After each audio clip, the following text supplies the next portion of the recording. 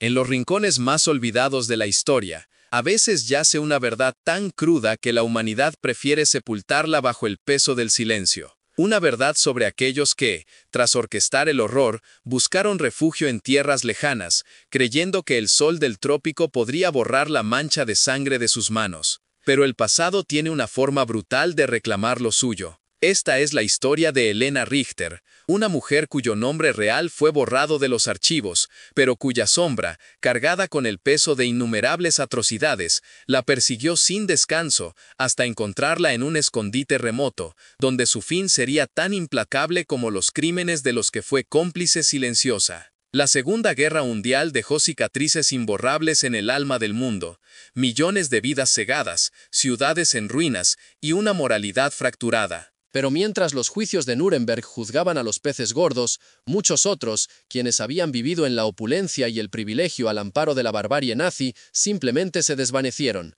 Se rumoreaba que un vasto entramado de rutas de escape, conocido como Rat Lines, había facilitado la huida de miles de criminales de guerra hacia Sudamérica. Argentina, Brasil, Paraguay, Chile, países que por diversas razones políticas o geográficas se convirtieron en el último santuario para quienes el mundo occidental clamaba por ver tras las rejas. Entre esos fantasmas del pasado había figuras femeninas, mujeres que no empuñaron fusiles, pero cuyas manos estuvieron manchadas por la complicidad, la aquiescencia o, en el peor de los casos, la participación activa en el genocidio. Mujeres que compartieron lecho y mesa con los arquitectos del horror, viviendo una vida de lujo mientras Europa ardía. La historia de Helena Richter es una de ellas. Una mujer que encarnó la frialdad de la élite nazi, pero cuyo destino posguerra se convertiría en una advertencia sombría sobre la imposibilidad de escapar del juicio final de la historia.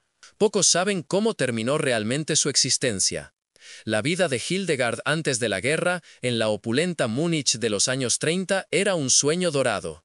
Hija de un banquero de Baviera, creció en un ambiente de exquisita educación y refinamiento. Hablaba 3 idiomas, tocaba el piano con maestría, y su belleza era el centro de atención en los salones de la alta sociedad.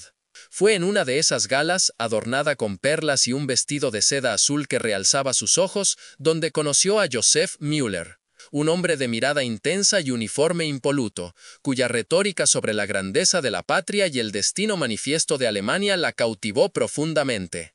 Se casaron en una ceremonia fastuosa en 1938, con la presencia de figuras prominentes del régimen.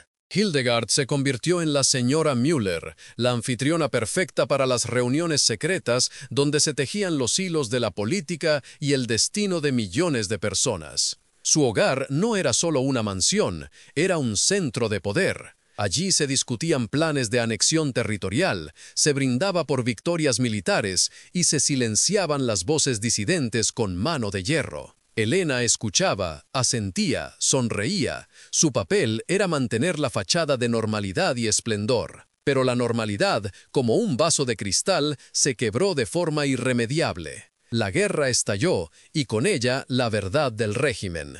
Joseph, desde su puesto en el Ministerio del Interior, fue un engranaje fundamental en la maquinaria de la solución final. Sus decisiones condenaron a miles y miles de inocentes. Hildegard sabía. Los rumores, las cartas de súplica de antiguas amigas judías que desaparecían sin dejar rastro, el hedor que a veces llegaba del este, transportado por el viento, y las noticias veladas de los soldados de permiso, todo le decía la verdad. Pero ella eligió la comodidad de la ignorancia, el silencio cómplice y autoimpuesto. Sus hijos, Wolfgang y Klaus, nacieron en plena guerra. Los pequeños fueron criados en un ambiente aséptico, lejos de la realidad brutal que sus padres ayudaban a construir. Para ellos, el mundo era una mansión con juguetes y niñeras, y el aire, el perfume de las flores del jardín, no el de la pólvora y el horror que devoraba Europa. Cuando el colapso final era inminente y el frente oriental se desmoronaba, Joseph activó la Operación Fénix, una red clandestina para la huida de altos cargos. Hildegard y los niños debían ser los primeros en escapar, antes de que el cerco aliado se cerrara por completo. El plan era intrincado, con múltiples capas de seguridad y puntos de contacto cuidadosamente establecidos en toda Europa.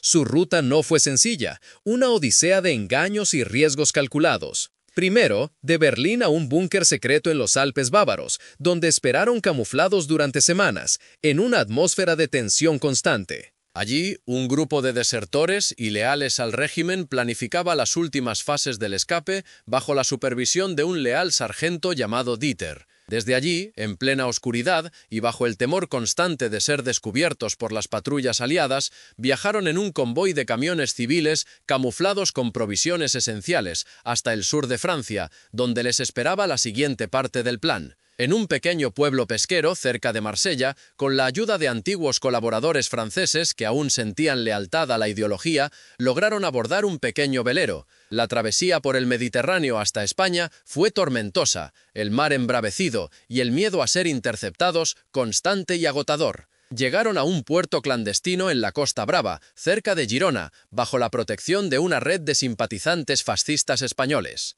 Allí, los nombres falsos fueron grabados en documentos impecables, con sellos y firmas falsificadas con una maestría casi artística, digna de un falsificador profesional. Fue en esa pequeña oficina oscura, con el olor a tinta y papel viejo impregnando el ambiente, donde Hildegard Schmidt se convirtió en Helena Richter. Su nueva identidad, su nuevo pasado, listos para ser usados en un continente lejano. Una mujer nueva para un mundo sin pasado, o eso creían ciegamente. Desde España, un viejo buque mercante los llevó hasta el puerto de Buenos Aires, Argentina. El viaje duró casi un mes, bajo la bandera de una nación neutral, el barco cargado con bienes que eran solo una tapadera para el contrabando de almas en pena, huyendo de la justicia. En el puerto de la capital argentina, una red de apoyo los recibió con discreción absoluta. Viejos conocidos del régimen, ahora prósperos empresarios o diplomáticos, facilitaron su traslado al sur, a la lejana Patagonia, donde las montañas parecían custodiar los secretos del mundo. Bariloche, con sus chalets de madera y sus paisajes que recordaban inquietantemente a los lagos bávaros, se convirtió en su nuevo hogar. Una comunidad alemana próspera, un refugio para aquellos que buscaban un borrón y cuenta nueva bajo la protección tácita de ciertas esferas del poder local y nacional. Josef Müller, ahora conocido como Don José Riquelme, un próspero ganadero y comerciante de pieles, se movía en círculos de influencia, asegurando su posición y la de su familia. Helena, por su parte, se dedicó a la vida doméstica, manteniendo una fachada de respetabilidad inquebrantable.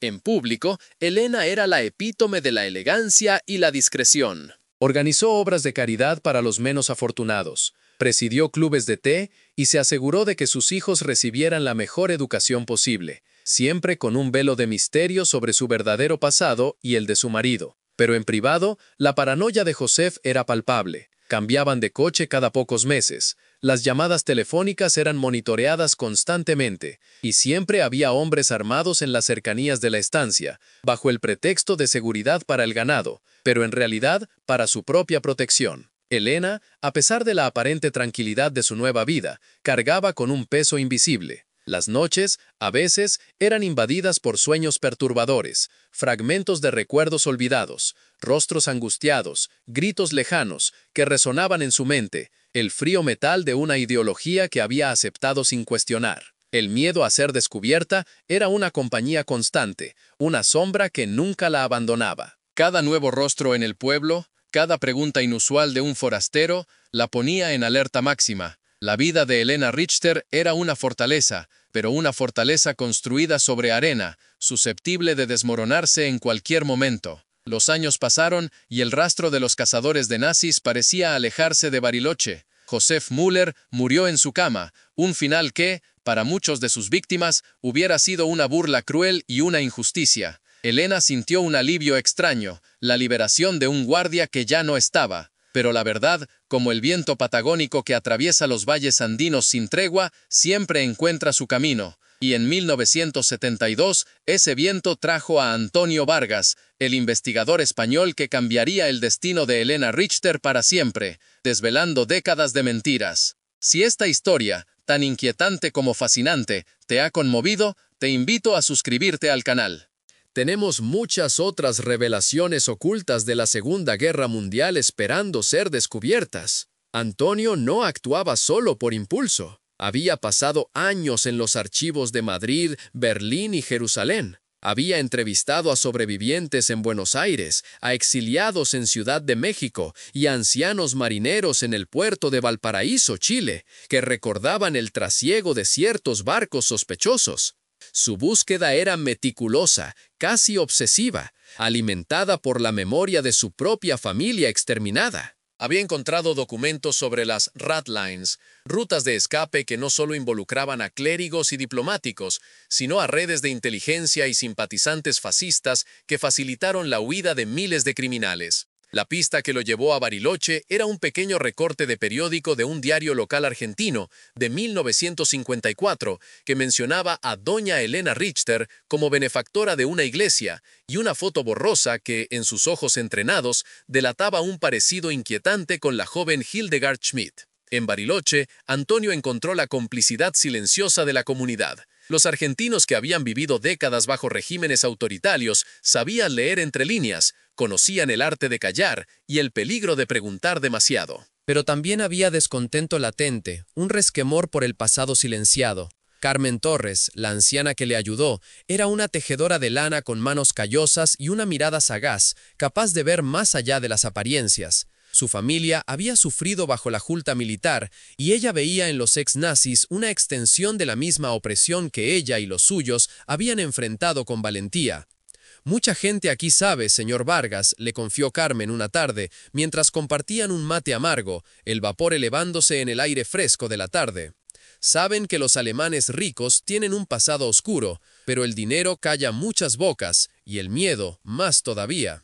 Antonio decidió que no usaría la violencia, su arma sería la verdad pública, innegable, que despojaría a Elena de su dignidad y del refugio de su identidad falsa. La justicia, a veces, no necesita una cárcel, sino un espejo que refleje el horror del pasado directamente a los ojos del culpable. Comenzó con pequeños actos de subversión informativa, casi imperceptibles al principio. Dejaba anónimamente en buzones copias ampliadas de fotos antiguas, donde Hildegard Schmidt aparecía junto a Joseph Müller y otros jerarcas nazis, fotos que había obtenido con gran riesgo en archivos europeos y documentos desclasificados. También distribuyó folletos discretos con datos históricos sobre la red de fugas, sobre la Operación Fénix, mencionando nombres en clave y fechas que, para los iniciados de la comunidad alemana o para aquellos que solo habían oído rumores, serían alarmantemente reconocibles y perturbadores. El efecto fue lento, pero inexorable, como una grieta que se abre en una represa.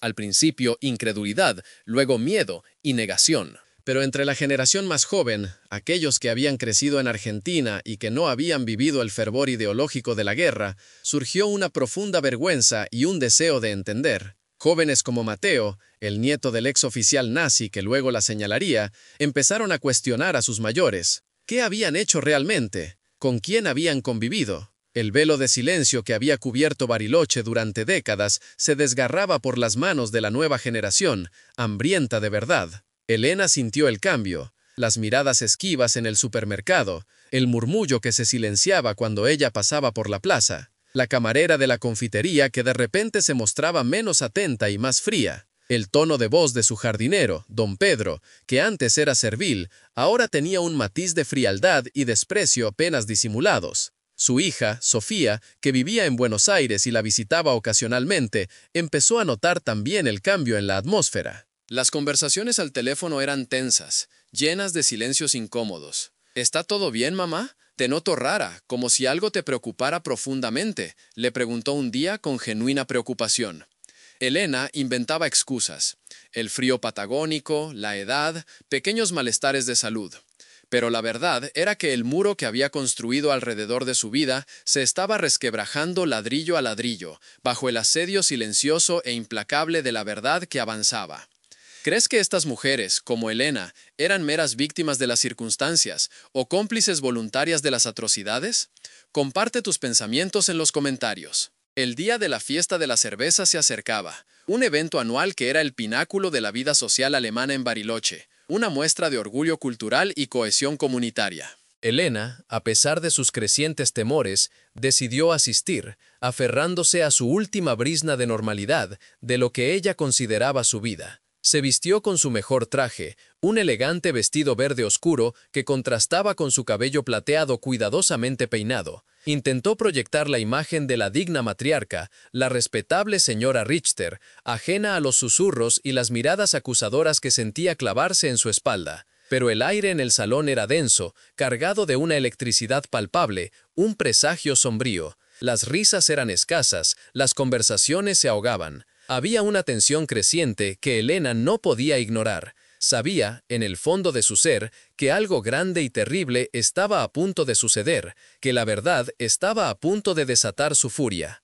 Y entonces, la voz de Mateo, el joven nieto del ex oficial, rompió el silencio con una claridad lacerante. Un grito, no de odio puro, sino de la vergüenza y el dolor de una generación que se negaba a heredar el silencio cómplice de sus padres y abuelos. Una voz de justicia contenida. «Usted es Hildegard Schmidt, la esposa del carnicero Müller», resonó por el salón. Las palabras cayeron como piedras sobre el cristal de la fachada de Helena, haciéndola añicos. La música se detuvo. Las miradas, antes furtivas, ahora eran fijas, llenas de acusación y asco indescriptible. Helena sintió que el suelo se abría bajo sus pies. Sus rodillas flaquearon, su cuerpo tembló incontrolablemente. Su rostro, antes imperturbable, se contrajo en una máscara de horror puro y desesperación. Su nombre verdadero, pronunciado en voz alta después de décadas, fue una punzada en lo más profundo de su alma. Un eco de un pasado que creía sepultado. La gente se levantó, no con gritos, sino con un silencio atronador, una condena colectiva y resonante. Las sillas se arrastraron, algunos se apartaron de ella como si fuera una lepra contagiosa. El ostracismo era instantáneo, total, brutal en su eficiencia. Su mundo, en un segundo, dejó de existir por completo. La historia de la señora Richter, la benefactora, la mujer respetable, se había esfumado, reemplazada por la sombra de Hildegard Schmidt, la cómplice, la esposa del carnicero. Su brutal final no fue físico, sino la aniquilación de su ser social, de su identidad construida a base de mentiras. Las semanas que siguieron fueron un tormento incesante. La prensa se abalanzó sobre Bariloche como buitres sedientos de sangre. Helena se encerró en su mansión, asediada por los recuerdos, por las acusaciones de sus hijos, por el desprecio de una comunidad que la había acogido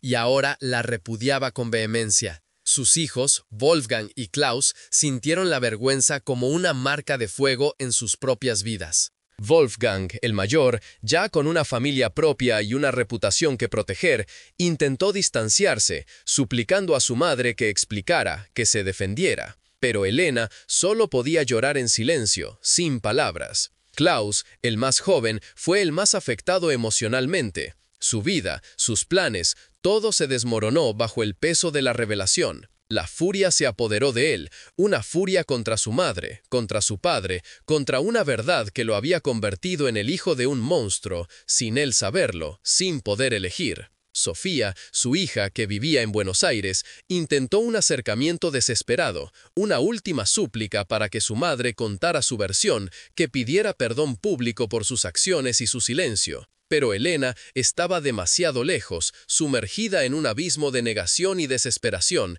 incapaz de la redención. El peso de las decisiones pasadas, el peso de un silencio cómplice y autoimpuesto, finalmente la aplastó sin piedad.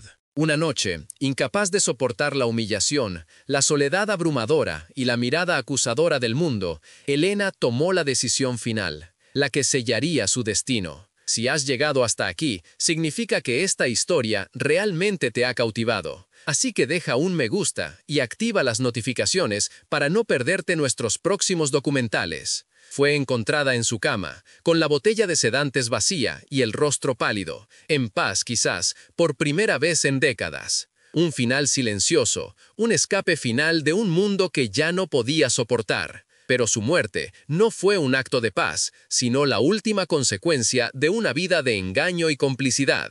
Su velorio fue tan solitario como sus últimos días. Antonio Vargas, observando desde la distancia, no sintió triunfo ni alegría. Sintió la pesadez de la justicia póstuma, la que llega cuando el daño ya está hecho, cuando las vidas ya han sido quebradas irreparablemente. La historia de Helena Richter, o Hildegard Schmidt, se convirtió en un epílogo sombrío de la Segunda Guerra Mundial, una historia que demostraba que el exilio y la nueva identidad no podían borrar la mancha indeleble de la culpa. El brutal final llegó, no con una sentencia judicial, sino con la implacable verdad que desgarra almas. El caso de Helena se unió a los de otros criminales de guerra que, aunque evadieron los tribunales de justicia, no pudieron escapar del juicio de la historia y, en última instancia, de su propia conciencia. Su destino, un recordatorio escalofriante de las consecuencias duraderas de la complicidad y la negación. El verdadero clímax de la historia de Helena no fue su muerte, sino el momento en que su verdad salió a la luz pública, exponiéndola no solo a sus vecinos, sino al mundo entero. Fue el instante en que el cristal de su vida secreta se hizo añicos, revelando la podredumbre interna. Ese grito en la fiesta de la cerveza resonó no solo en el salón, sino en las conciencias de aquellos que durante décadas habían callado. La vergüenza de una comunidad cómplice, el horror de una verdad negada, todo salió a la superficie en ese instante de pura revelación, de un impacto ineludible. Las palabras del joven, aunque sencillas en su formulación, llevaron consigo el peso de millones de vidas y un legado de sufrimiento indescriptible. Fue una erupción de justicia popular, espontánea y devastadora, más potente y dolorosa que cualquier juicio legal en un tribunal. Helena, en ese momento, se vio a sí misma no como la elegante señora Richter, sino como Hildegard Schmidt, la mujer que había ignorado los gritos de inocentes, que había gozado de lujos construidos sobre montañas de cadáveres.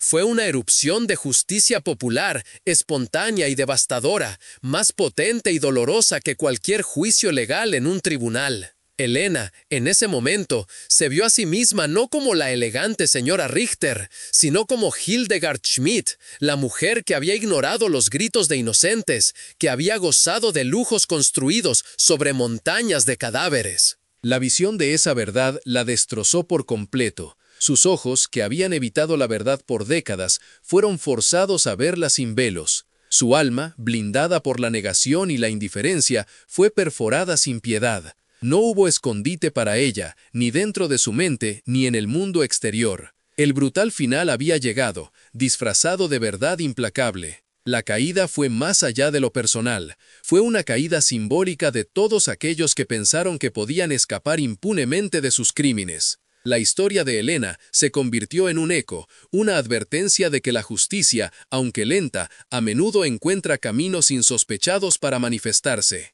¿Qué lecciones crees que podemos aprender de la historia de Helena y de las consecuencias de la complicidad silenciosa en crímenes atroces? Déjanos tus comentarios abajo. La reflexión que nos deja la historia de Helena no se limita a las consecuencias de la guerra. Es una advertencia universal sobre la facilidad con la que el ser humano puede cerrar los ojos ante el sufrimiento ajeno, ante la injusticia flagrante, si eso le garantiza su propia comodidad y seguridad personal. Es un eco que nos interpela hoy, en un mundo donde las verdades son a menudo manipuladas y los crímenes contra la humanidad aún se cometen en diversas latitudes.